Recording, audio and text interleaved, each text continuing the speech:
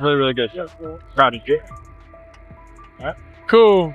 Really, really nice job. You're not fully proud, kinda. I'm Kinda proud. Look, for your first side, was a perfect no, but she made plays, she operated. Shedeur he's a very impressive young man. He's poised, he's calm, he's smart. You can tell that he's been raised by, really quite honestly, a Hall of Fame dad. Look, we're going to get to know him even more. Andrew Berry is back and stunned everyone with a bold call. He bumped Shedeur Sanders ahead of Dillon Gabriel, jumping him from the 3rd spot to the 2nd. Here's the twist.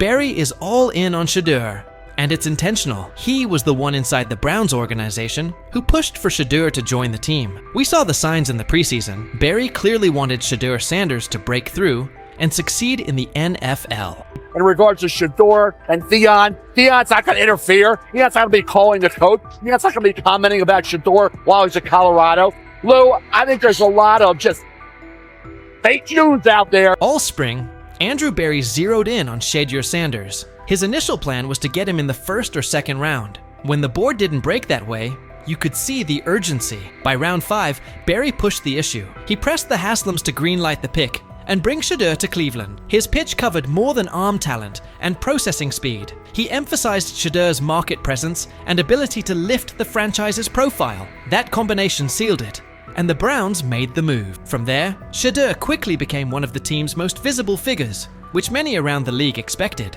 Cleveland then moved Kenny Pickett, narrowing the depth chart traffic and giving Shedeur a cleaner runway to compete for meaningful snaps. The message was simple: opportunity is coming, and the path is clear. After a strong preseason debut, Berry sought Shedeur out and delivered direct praise. That wasn't a routine pat on the back, it was a deliberate public endorsement. It signaled how the Browns view him, not just as another quarterback on the roster, but as a priority investment with both on-field upside and off-field impact. The organization's actions, draft capital, roster moves, and visible support line up behind the same idea. They're betting on Shedeur Sanders and intend to give him every chance to grow into a central piece of this team. Really, really good. Proud of you. Cool. Really, really nice job. You're not fully proud, kinda. I'm Kinda proud. Look, for your first side, it was a perfect no, but she made plays, she operated, it's just stacked. I love when you tell the facts, dude. No, but it's okay. Listen, you did a nice job. Andrew Berry's bet on Shedeur Sanders is aging well, and the media is starting to echo that view. Mary Kay Cabot recently argued that Shedeur is the primary reason the Cleveland Browns remain in the conversation after a rough year. In her view, amid team-wide struggles, it's Sanders' presence, his profile, buzz, and flashes that kept Cleveland from slipping out of the spotlight entirely. Without him, she suggests, the Browns likely drift off the national radar. That ripple effect validates Berry's aggressive stance. The move wasn't just about a depth chart, it was about relevance and upside. Cabot also underscored that Shedeur isn't merely a headline, he's a quarterback with real runway to grow. His tools and poise are too substantial for Cleveland to park on the sidelines, and she pushed for a genuine opportunity to see what he can be with proper support. The calculus is straightforward. If he meets expectations, the Browns have a young centerpiece. If he doesn't, the organization can still reassess and pivot. Either way, the signal is clear. Berry's conviction in Shedeur Sanders has positioned Cleveland to capture attention now, while exploring a ceiling that could reshape the team's future.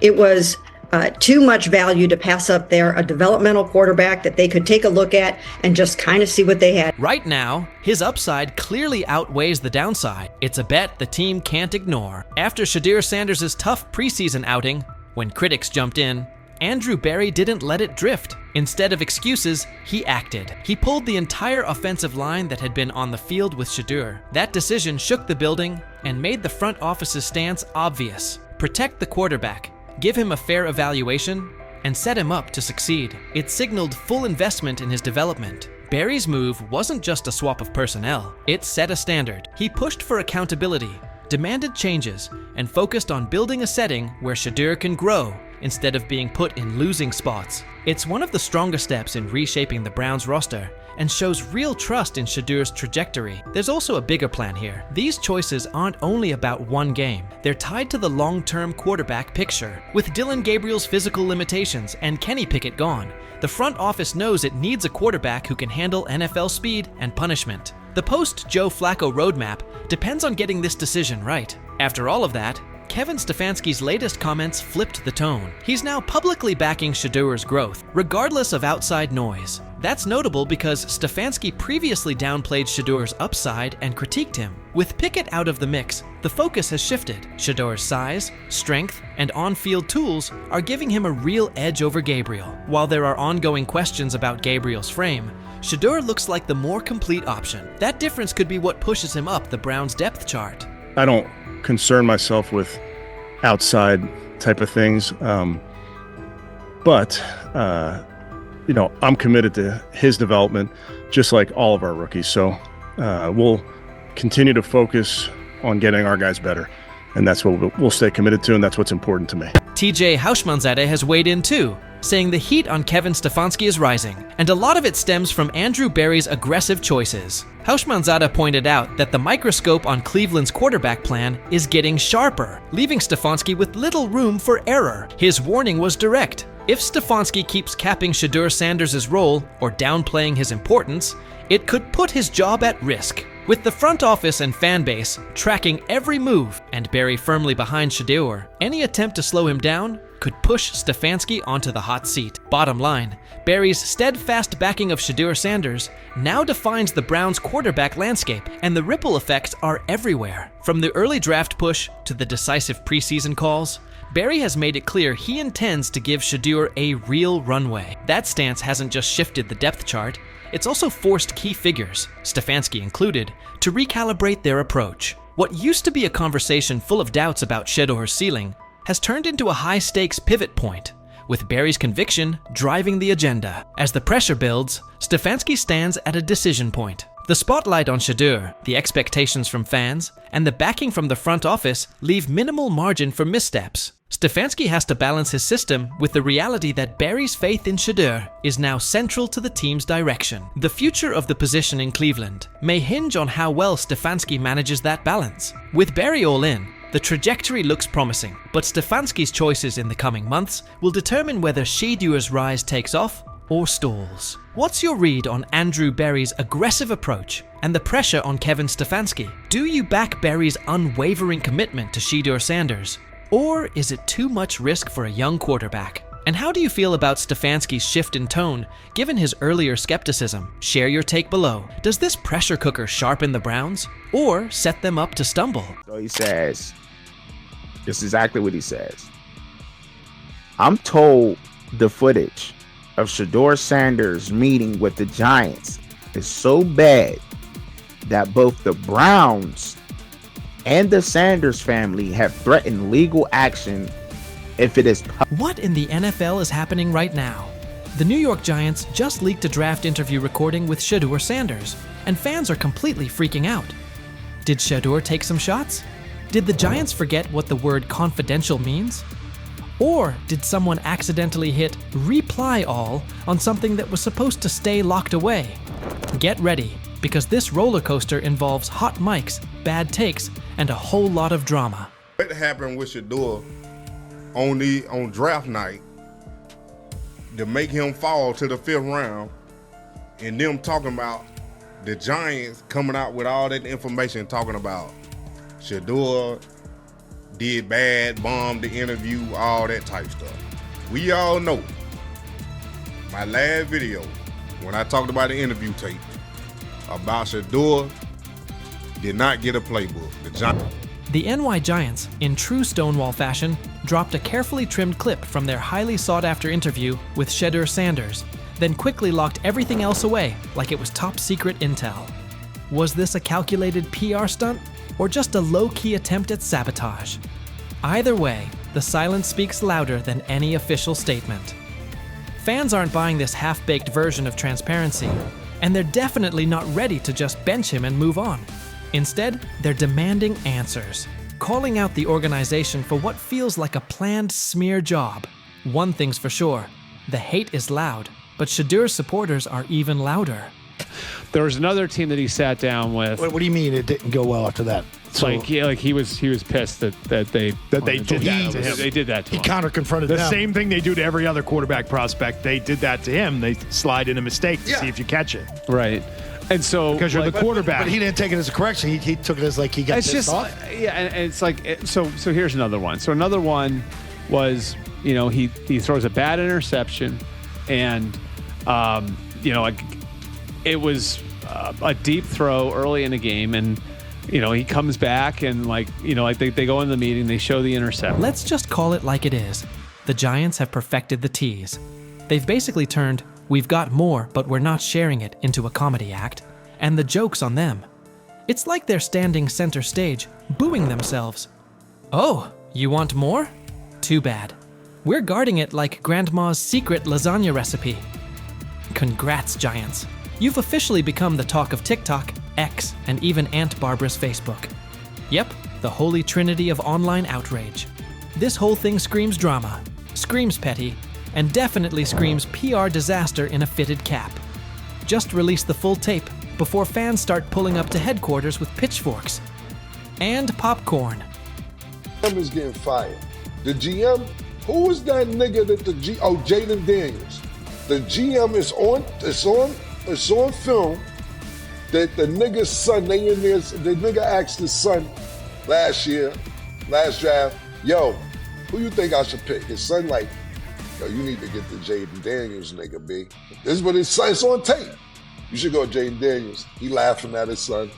And all right, cool, get Jaden Daniels. I don't even know how that tape got out. I wouldn't have let the shit get out personally. Meanwhile, Shedeur, the latest poster boy for maybe the Giants don't like talent unless it's dressed in blue and red confetti, is soaking it all in like it's just another day at practice. And here's the best part of the irony. The Giants tried to label him as all hype, no substance, a paper tiger. But instead, they accidentally turned him into the hottest name being mentioned by every sports analyst out there. They tried to bury the story, but somehow ended up stamping it in bold. It's the classic case of ignoring a trending conversation for so long that sure, people get annoyed, but at the same time, they keep your name alive better than your own PR team ever could. It's funny. New York Giants. Where these tapes at? You hear me? Because if Shedeur Sanders was so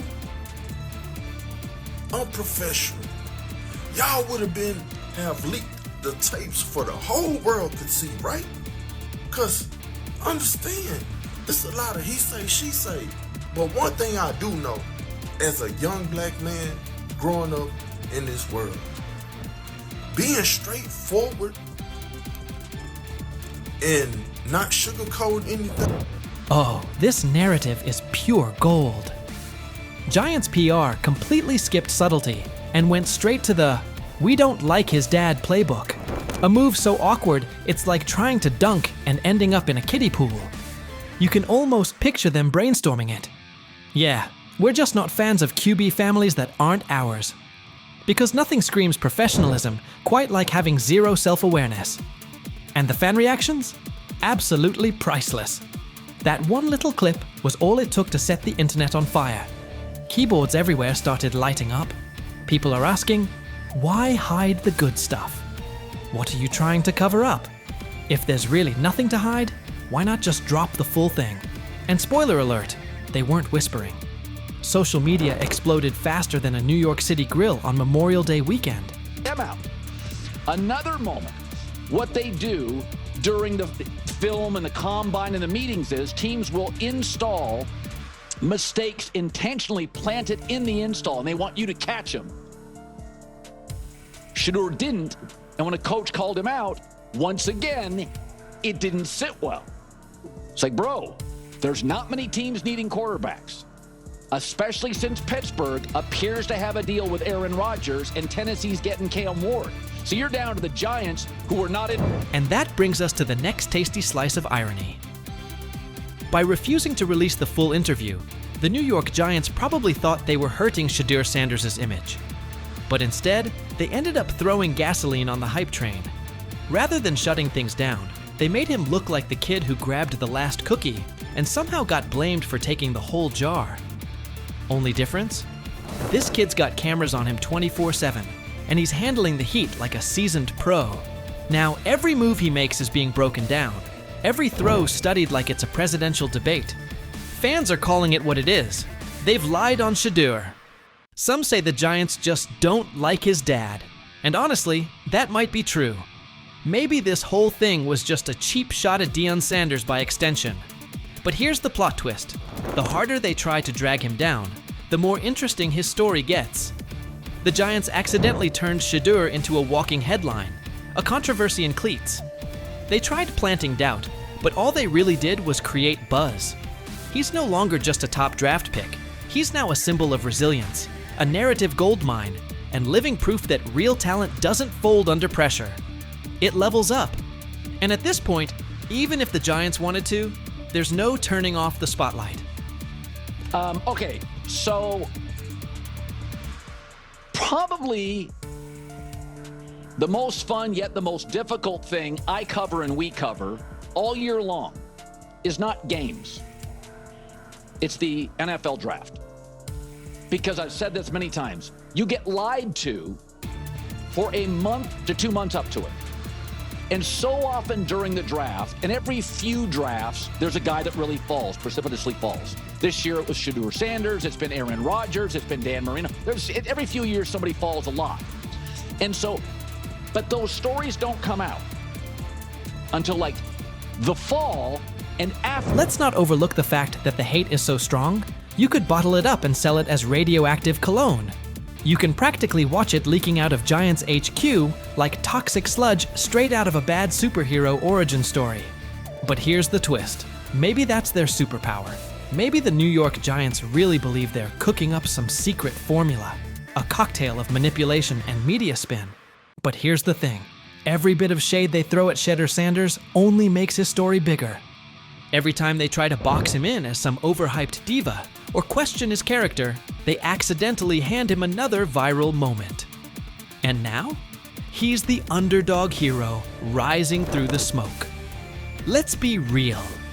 This isn't just about football anymore. This is about narratives, control, and how the establishment absolutely loses it when they're no longer holding the pen. And the real kicker? They still won't release the full interview. You've got NFL fans, media heads, and entire Reddit threads all chanting, "Drop the tape." Like it's some long-lost Beatles album. Meanwhile, the Giants are just sitting there, staring into the void like nobody saw this mess coming. Now, I don't know if it ever gonna get leaked or not. The tapes, the New York Giants have the tape. They definitely have the tape. It's confirmation that they have the tape. Shedeur didn't do nothing. It's what they saying he did. I'm gonna tell you what these mixed reaction right here. So we already know about the New York Giants, but the Pittsburgh Steelers head coach Mike Tomlin reported Miles Sanders' talent, but hesitated to draft him due to previous challenges with quarterbacks like Russell Wilson and Justin Fields, leading to more cautious approach. Las Vegas Raiders. Sanders met with Raiders at the NFL scouting combine and expressed enthusiasm about potentially joining the team. His familiarity with the West Coast offense and quick release was noted positive, though concerns about his ceiling. I'm outraged, I'm sickened, and I'm saddened. By the way, Shedeur continues to be treated in the National Football League, now by those sorry-ass Browns and sorry-ass Kevin Stefanski. I understand in a situation like that, when it comes to the 3s and 4s that you're playing with that aren't going to be on the squad and not going to make the team, give your quarterback a chance. Okay, you know what? You know they can't hold up that long? Let's play quick game. Let's play quick game just to get Shedeur in the goddamn rhythm. But no, you come out calling regular offensive plays. When they're at practice, Shedeur Sanders is not their priority. When he is at practice, he was staying hours beforehand, leaving hours later. Shedeur Sanders wasn't just tossed into the game last night, he was dropped into a no-win setup. Nothing about it felt accidental. From his first snap, it looked like one player against the entire machine. The Cleveland Browns, led by head coach Kevin Stefanski, seemed intent on cooling the hype and slowing his momentum. Instead, the plan backfired. The performance and the circumstances around it have sparked a wave of scrutiny, with analysts and reporters now calling out Stefanski and the Browns front office for engineering a preseason situation that stacked the deck against Shedeur. I'm going to answer this question by saying Shedeur Sanders, and I'm going to tell you why.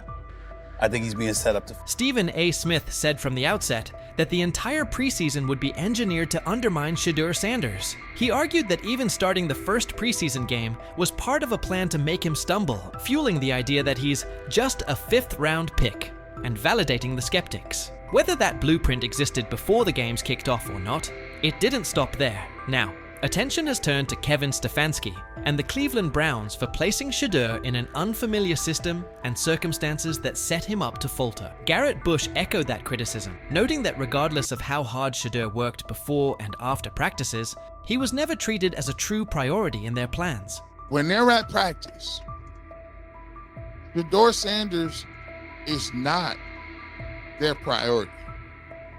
When he is at practice, he was staying hours beforehand, leaving hours later. Kevin Stefanski doubled down, saying his group was executing and placing the responsibility squarely on Shedeur Sanders for the miscues. When pressed on whether having Shedeur work all week with third and fourth team units contributed to the mistakes, Stefanski wouldn't budge. Rather than acknowledge that first team reps might have better prepared a rookie, he waved off the idea and reiterated that his job is to develop young players. But what kind of development plan withholds meaningful snaps with starters, then drops a promising prospect into live action and expects him to run concepts he's never practiced with them? All of our players, Mary Kay, there's things that we can do better, and there's some good moments out there, but that's what our job as coaches, to develop. Skip Bayless weighed in as well, blasting the Cleveland Browns for their handling of Shedeur Sanders and calling it just about the worst approach imaginable. He said the issues fit a troubling pattern under Kevin Stefanski, with Sanders repeatedly mishandled instead of developed. In Bayless's view, this wasn't a one-off mistake. Sanders hasn't been given real opportunities or meaningful support. That treatment has only increased the pressure and made it even harder for him to succeed. I'm outraged, I'm sickened, and I'm saddened by the way Shedeur continues to be treated in the National Football League. Chad Johnson added that by surrounding Shedeur Sanders with offensive players unlikely to make the roster, Kevin Stefanski effectively stacked the deck against him. He argued that even a quarterback of Tom Brady's caliber would have struggled in that setup. Analysts have echoed the point, putting the blame on the coaching staff for failing to give Shedeur a fair platform to succeed. Ochocinco also warned that critics would soon brand Shedeur a failure and dismiss him as a fifth-string option, while ignoring the core problem, who engineered the situation in the first place. Despite the noise, he framed the backlash as part of a broader effort to drag Shedeur down, noting that some people seem more intent on tearing him apart than acknowledging the circumstances that shaped his performance. You just beat the guy. And that's okay.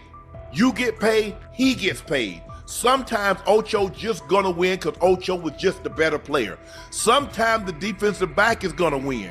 He wins some, you win more than you lose. Despite the noise, Shedeur Sanders never criticized head coach Kevin Stefanski or anyone else. He put the outcome on himself and focused on what he could control. He acknowledged there was plenty to clean up and committed to doing the work. He framed it as a learning opportunity, refusing to let one preseason outing define him. Like a veteran, he owned the mistakes, recognizing he needed better eye discipline on those designed runs and smarter decisions to keep the offense on schedule. He even took responsibility for every sack, stating they were on him. The response was measured and mature, reflecting his grasp of the position and his readiness to improve. No, I gotta watch the film, honestly. I can't say what it was. It's definitely a different place where I could got my eyes in better spots and got to the progressions quicker and regardless of anything, so all those sacks, they definitely on me. How long can Shedeur Sanders keep absorbing the blame on his own? How long before the decision makers who've steered this process either stand up for him